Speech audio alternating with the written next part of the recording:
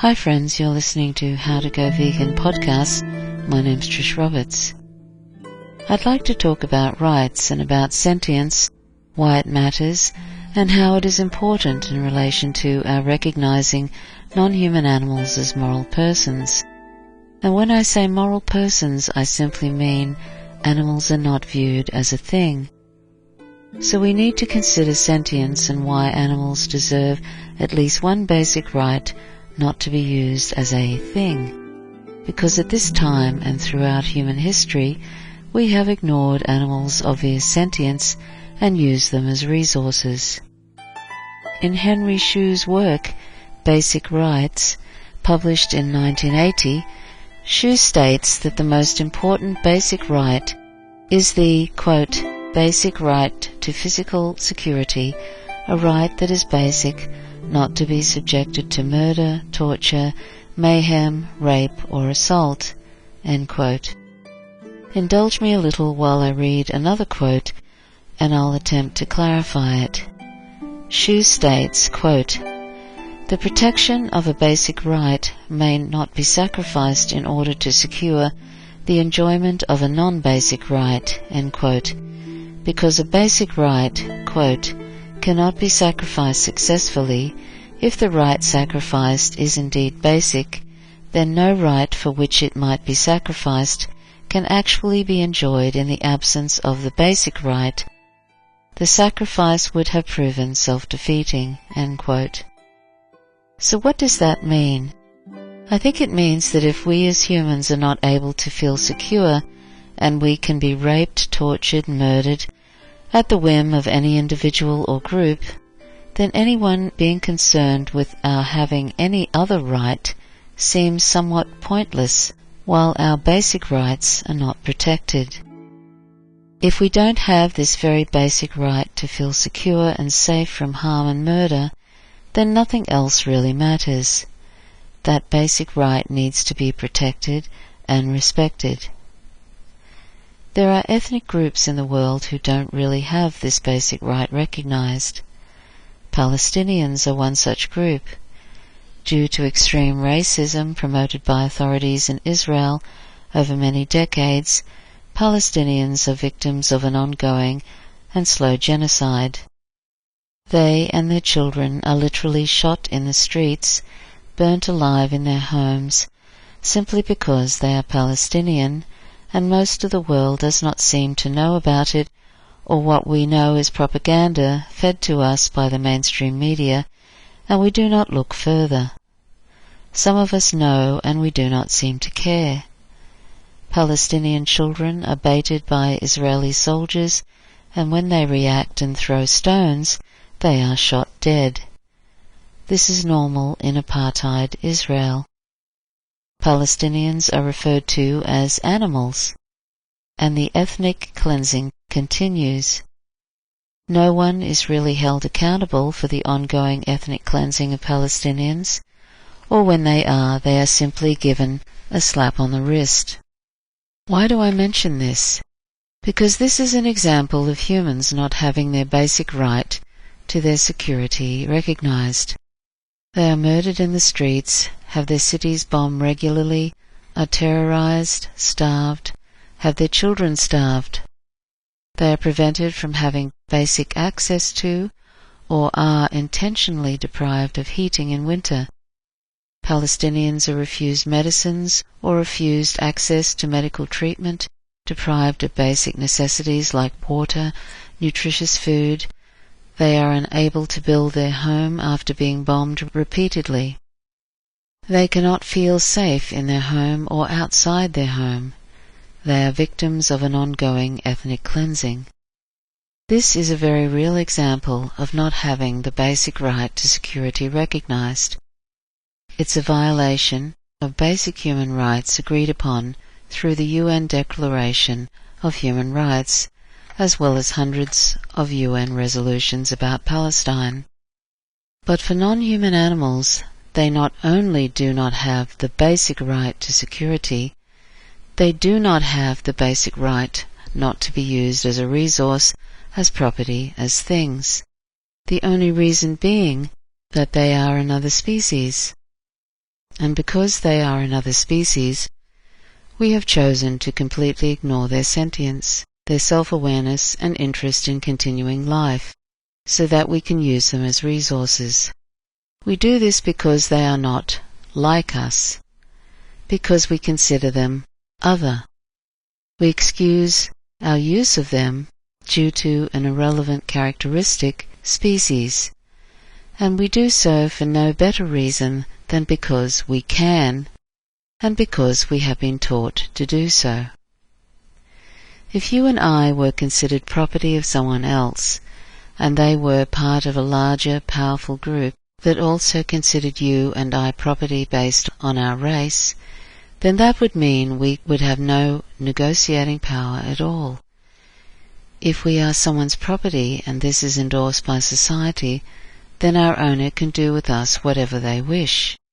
This was how it was for Africans during the transatlantic slave trade, and for many other races in human history.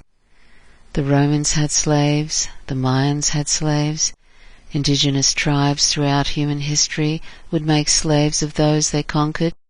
As a species backed by patriarchal society, it has been our modus operandi to otherize vulnerable groups throughout history, and we have objectified them and made them targets of violence.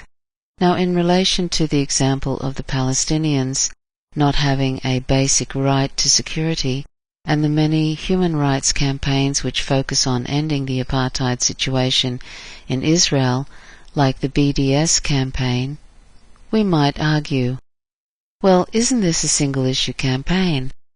And why wouldn't various single-issue campaigns focusing on different forms of animal exploitation work in the same way? The difference between human rights campaigns and non-human rights campaigns is that in law humans are not considered legally property. There's a generally accepted position in the world that human slavery is morally odious. Of course, slavery exists in the world, and there are still human groups who are being used like property in the world today, but it is generally agreed upon that humans are sentient beings. They are moral persons who have an interest in continuing life. They have the right to basic security, not to be murdered, raped, assaulted, and so forth, and who have a right not to be used as a thing. And just because the fact that slavery exists despite its being widely considered morally repugnant, this does not mean we should compromise and start promoting humane slavery, or promoting the idea that some slavery is worse than another, or that one group of humans is more important than another group. If we think human slavery is wrong, then it's all wrong, and we must reject it all. It is unfortunate that some of us do not apply the same moral principles and consistency when dealing with the issue of animal exploitation. Non-human animals, however, do not have this basic right because globally, non-human animals, in law and in practice, are viewed as property, and while they are viewed as property and do not have the basic right not to be murdered, bred, held captive, used for labor or resources, and so forth, then it will not matter how many bans and boycotts are in place, they can be lifted at any time. Why? Because, while animals are property, our interests will always win over their interests. Their interests are considered no more relevant than the interests of a chair. Allow me to give an example. Whales are one species which the West fetishizes. About a year or so ago, the Japanese whaling fleets have been instructed by the High Court to cease whaling in the Southern Oceans. Have the Japanese stopped whaling? They have stated they will not stop killing whales. So despite a court ban, they have no intention of doing so. Why? Because while whales may be fetishized by much of the world, whales are viewed as food by some people in Japan. Whales are animals. They are animals some people in the West see as special, but for the Japanese they see them exactly as we see tuna or cows. Is Japan using whales for food morally worse than the West using pigs, chickens, cows, goats, etc. for food? No, it is not, because whales do not have greater or lesser moral value than other animals, including ourselves. We are all sentient and therefore have equal moral value. But we continue to see those who claim to be vegan endorsing and donating to an environmental organization, Sea Shepherd, an organization which rejects veganism as the moral baseline, despite the fact that they have outright stated they are not a vegan organization and that they believe that whales morally matter more and suffer more than fish, chickens, cows, pigs, etc. So opposition to whaling is an example of one of the many confused and pointless speciesist single-issue campaigns which some who claim to be vegan support. Can you imagine if the organizers of the Black Lives Matter movement stated that they did not care about other racial groups that were being vilified and murdered due to their race?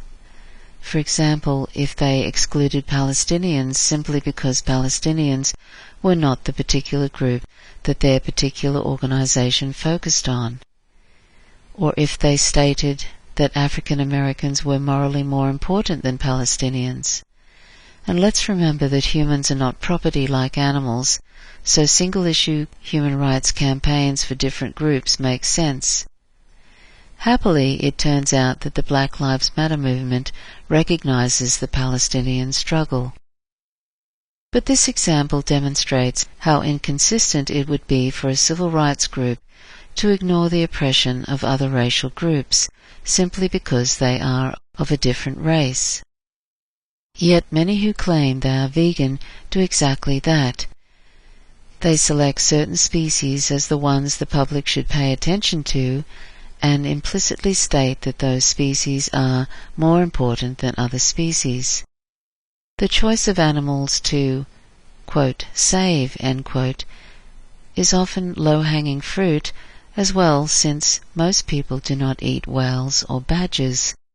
By not promoting veganism and instead promoting single-issue campaigns in which we fetishize certain species, we promote speciesism to the non-vegan public by implicitly or explicitly stating one form of animal use is worse than another.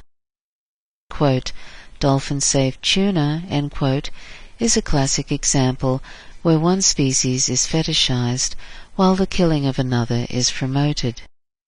So back to sentient beings, property status and rights. A sentient being who is viewed as property or as a, quote, natural resource, end quote, cannot have rights. Even in the time of legal human slavery in the U.S., when there were welfare laws made to make human slavery more humane, these, quote, humane, end quote, laws were not only pathetic and cruel, but they were not really enforceable, and they were always circumvented and thwarted, because human slaves were seen as property and they had no real rights. So the, quote, owners, end quote, could really continue to do with their slaves whatever they wished, including murdering them, because their interest always trumped the interest of their property. And by the way, any of us who thinks that we shouldn't compare human slavery and non-human slavery because that somehow demeans human slavery are simply being speciesist. The notion that people can be property is abhorrent. The idea that non-human animals can be property is widely accepted, and yet equally abhorrent, and it is used to justify our right to do whatever we choose to them. We morally discount them. This is exactly the same situation we see as with the horror of human slavery. Racism, sexism, and other forms of discrimination parallel speciesism in sharing the way we otherize, but only slavery captures the way we discount the moral personhood and treat others as things, as property. You might say, but human slaves are human and you're talking about animals. And this is where speciesism interferes with our rational and clear thinking. Slavery is horrible precisely because slaves are dehumanized and, quote, treated like animals, end quote. What does that say about how we treat and see animals? We think that because animals are another species, that they are not as morally important as we are. We have been led to believe that we own the earth and all that is on it. Prior to becoming vegan, we are human supremacists, whether we realize it or not. We think that because animals don't think the way we do, don't act the way we do, don't communicate the way we do not have the technological bent we have, are not, quote, human-like, end quote, are not capable of conceptual thought or experience life the way we do, that they are lesser. We think that because they don't have the same cognitive abilities as us, that they are inferior. But in truth they do not need any of those human-like qualities to deserve the moral right not to be used as our resource.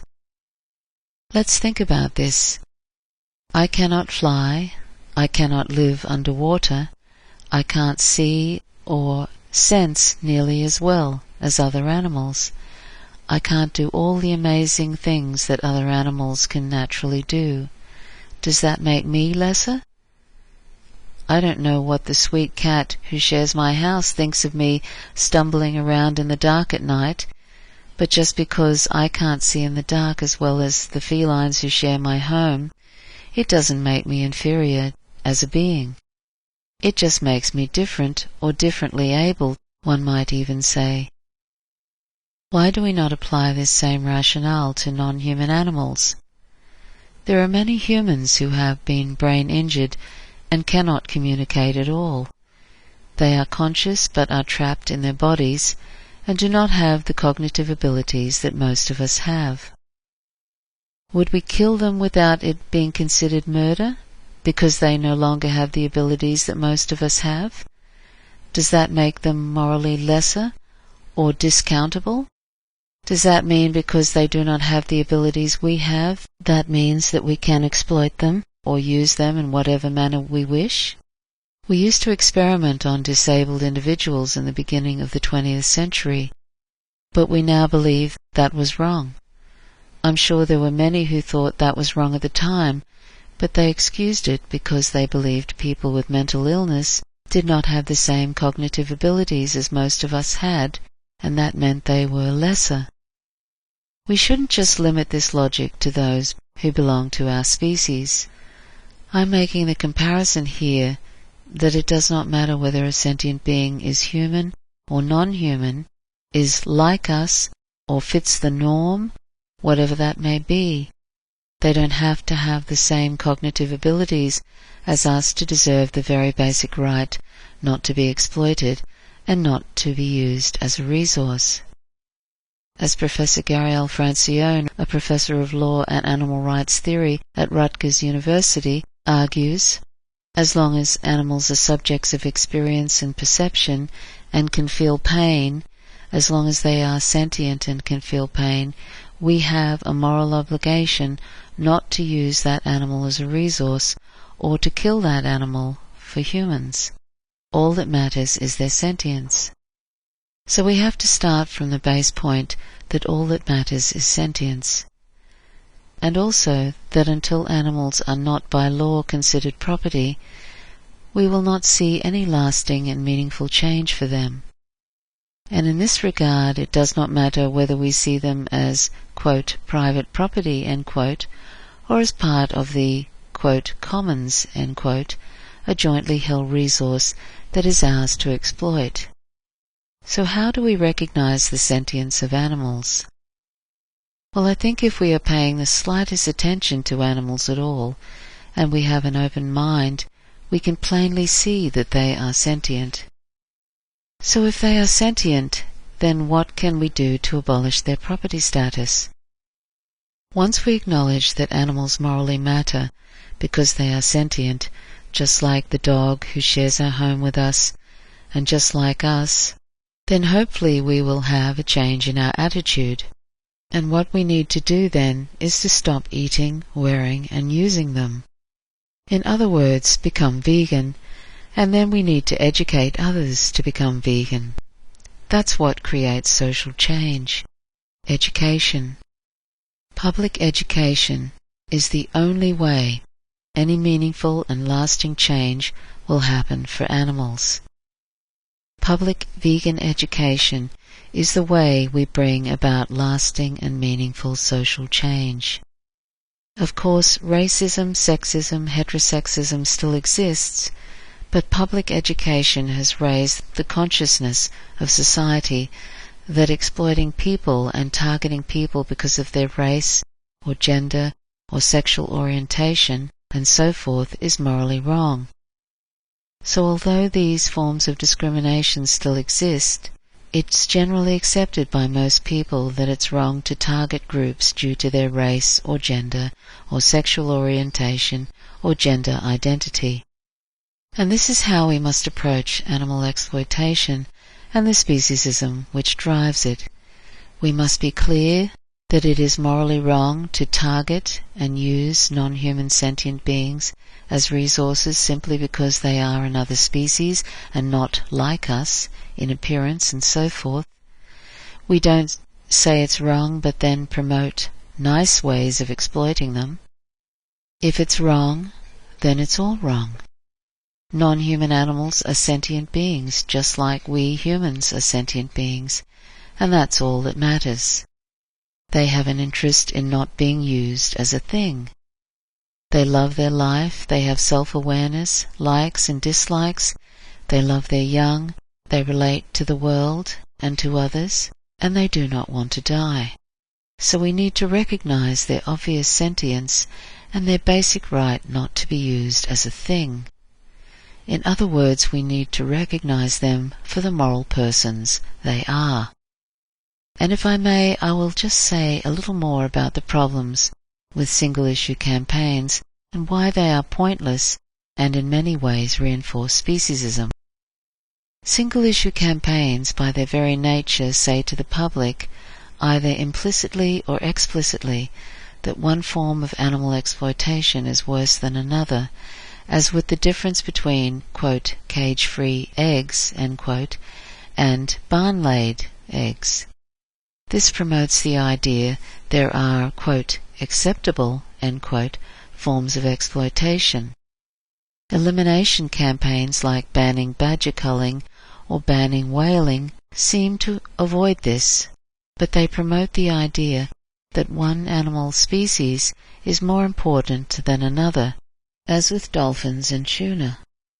We need to recognize that there is no hierarchy of suffering and there's no hierarchy of species. If we agree that animals morally matter, then we should not cherry-pick. If all species are equally morally important, then trying to end exploitation of one species and not others makes no sense. If imposing suffering on them is wrong, then it doesn't matter what kind of suffering is inflicted on them, or how little suffering is inflicted, or how much is inflicted on them. If we believe they matter, then any use of them, any exploitation of them, is cruel and morally unjustifiable. If using animals for food, clothing, entertainment, labor, hunting, etc. is unnecessary, which it is because we do not need to use animal products at all to survive and live, nor do we need to use animals for other purposes, then the only reason we are using them is out of habit, convenience, pleasure, and tradition. It has to end. When legal slavery was in existence, the economies of whole towns centered around slaves, but those towns survived when legal slavery ended. We only think we need to use animals because we have been indoctrinated to believe they are ours to do with as we wish, and we have been taught that animals don't mind that we use them or that we kill them. We are taught they only care how we use them. And that's speciesism. Just as it is learned, it can be unlearned.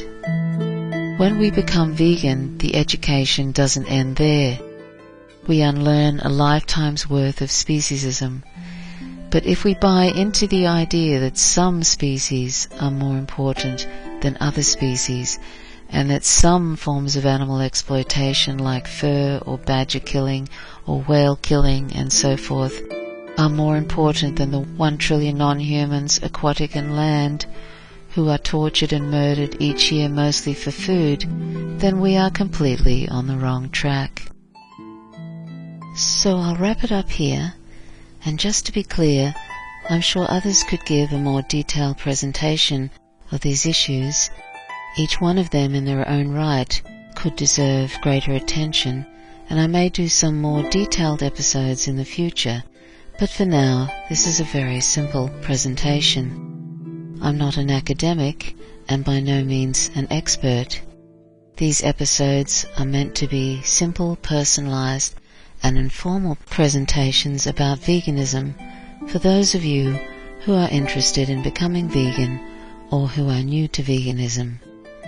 I hope so far you have found it somewhat beneficial, and I urge you to do more reading, and you will find some excellent literature in the recommended reading section of this site, and please check out or join some of the sites I have linked to on this page. And a quick note, please read my disclaimer about external sites. Thanks for listening. Till next time. Bye for now.